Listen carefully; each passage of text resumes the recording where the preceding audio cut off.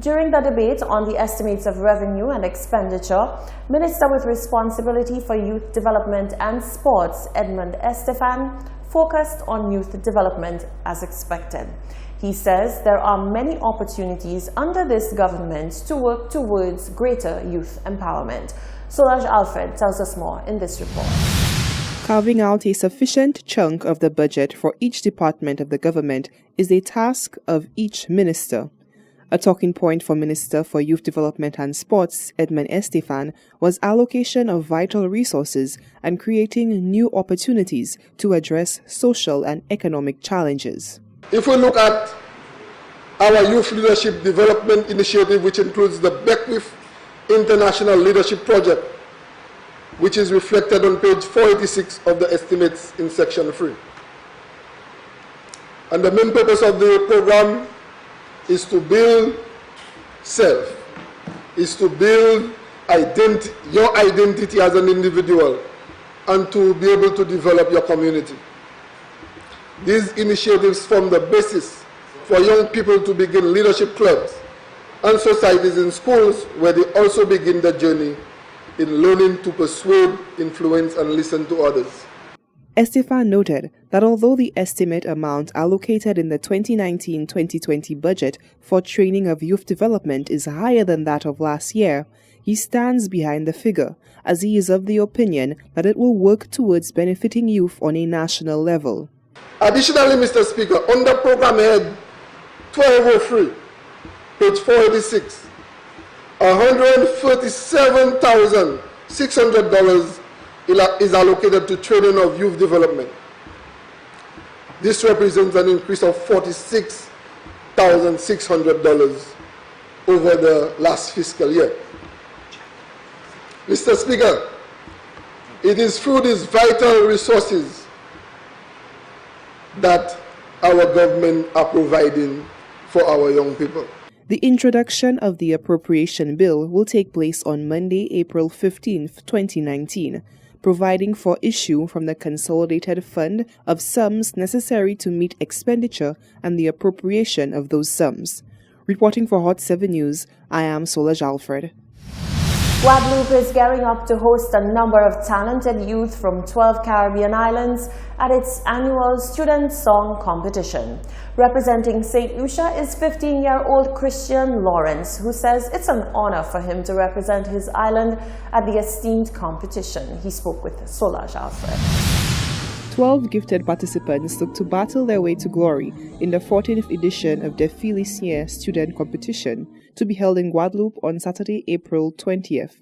The evening will include guest star performances by Drex, Admiralty, and Mel, and will allow for the showcasing of youthful talent from islands like Guyana, Suriname, Trinidad, and Martinique.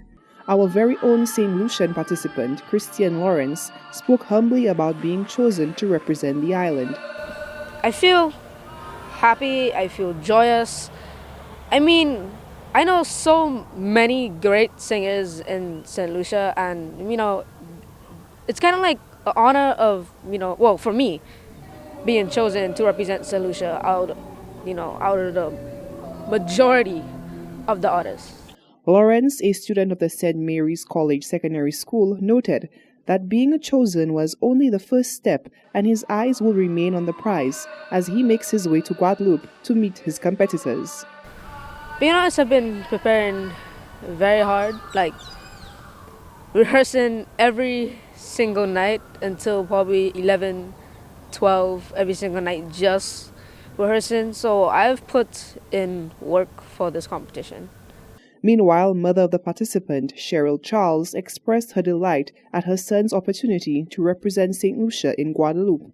Charles added that her duties as a mother to a young, budding singer remains to keep her 15-year-old focused and prioritized. I'm elated that he has, reached this stage, in the sense that now he has, he's performed all over St. Lucia, and now he's gotten an opportunity to go out of St. Lucia.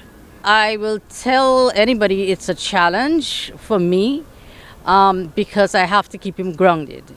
There's so many activities. Apart from singing, there is acting, And there's always something. There's always something. So I have to keep him pretty much grounded so that he can balance the schoolwork along with his activities. Both mother and son are hoping the title of winner of the Filles les Siennes will return home to St. Lucia. Reporting for Hot 7 News, I am Solange Alfred. Drama Can out of St. Lucia and Drama Making a Difference out of Trinidad joined forces to empower youth through the arts. A workshop held from the 8th to the 12th of April married dance, voice training, and acting to give the youth a wide range of mediums to express their inner voice. Drama is defined as a specific mode of fiction represented in performance. The art form shows off its muscle in plays, ballets, television, and theater. A contingent of artistically gifted youth took part in a 5-day workshop spearheaded by Drama Can out of St. Lucia. Creative director and co-founder of Trinidadian-based organization Drama Making a Difference, Andre Dillian, was one of the facilitators of the workshop. He expressed his delight with the caliber of young talent that came out to learn and explore the art form of drama. Drama is life, and it is cutting out life and asking them to pay attention to it. So really and truly, what they're doing is just being themselves. And then what you're going to be doing is isolating some moments of their life and letting them know that this in itself is the form drama. So we just put in some things under some microscopes, and they're enjoying it.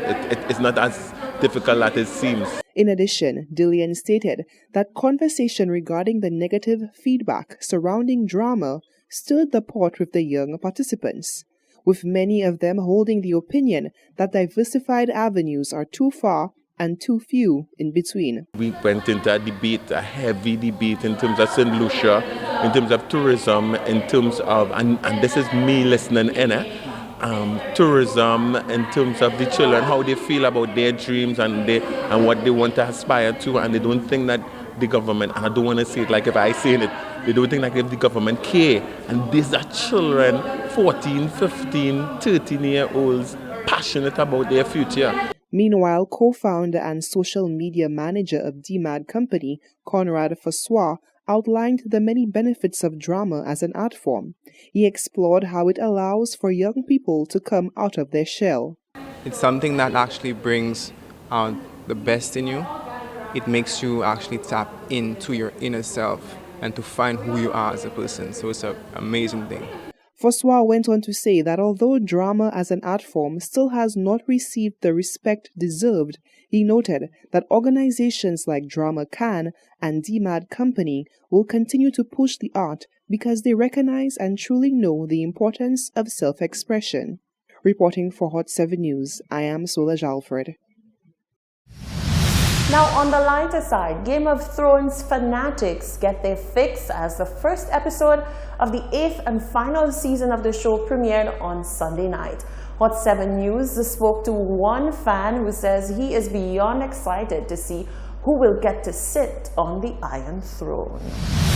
Winter has most certainly arrived in St. Lucia, but this is one season that a large and growing group of locals are reveling in. The wait of nearly 2 years finally ended on Sunday evening following the premiere episode of the 8th and final season of Game of Thrones. In the run-up to the premiere, St. Lucians joined the rest of the world in creating and being part of the show's buzz. One such individual who was at the heart of it all was none other than former Energy Minister Dr. James Fletcher. Hot 7 News, for the sake of the infamous 1% who have never seen a single episode, sought to find out what is so special about the show. It's just a the characters are complex. We've been able to watch them grow over a period of time, watch how their personalities have changed, watch them grow literally and figuratively, because some of them started as kids and they've now grown into adults on the program. Their characters have also evolved quite well. And the thing with it too is that it's very irreverent. You can't get attached to any one character because anybody at any time can be killed. And we found it out very, very early in the series when Ned Stark, who everybody thought was going to be the one who anchored the series, and Ned Stark didn't last the first season. He was beheaded. So, and that's just the way it's been right through. People have been anticipating this final season and what the season will bring, who will get to sit on the Iron Throne.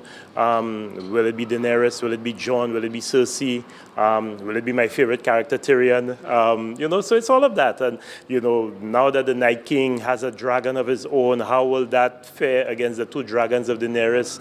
What will happen when Jon finds out that he's related to Daenerys? There's just so many different stories going on. Not one to miss out on the action. Whilst GOT watch parties were being hosted the world over, Dr. Fletcher's residence was the place to be for a few locals who wish to share the experience with friends.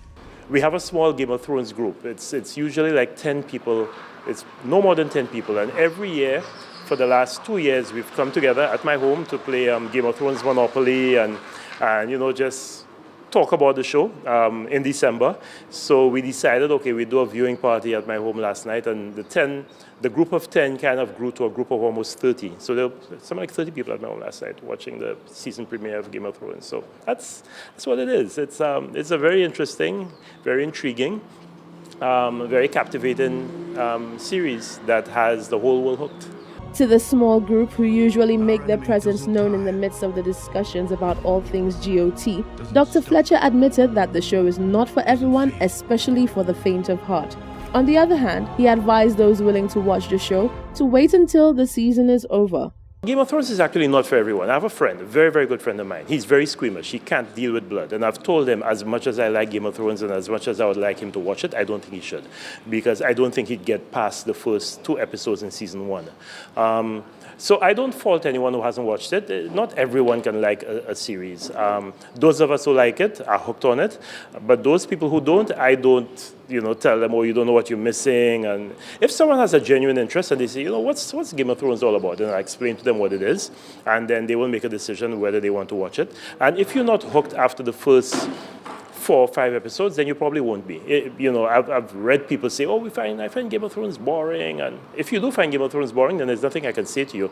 If you find the first 5 episodes of season 1 boring, then you can't watch Game of Thrones because it means there's something there that you're not connecting with. And it's no fault of yours. It's just that, the show can't connect to the 100% of people. Overall, Dr. Fletcher gave the show, including its premiere, 2 thumbs up, whilst he advised new watchers to take their time to enjoy each episode rather than binge watching. He said in the end, it's all worth the hype. Don't be afraid. Reporting for Hot 7 News, I'm Rochelle Gonzalez. Thank you, Rochelle. Stay with us. Sports News with Tennyson Glasgow is up next.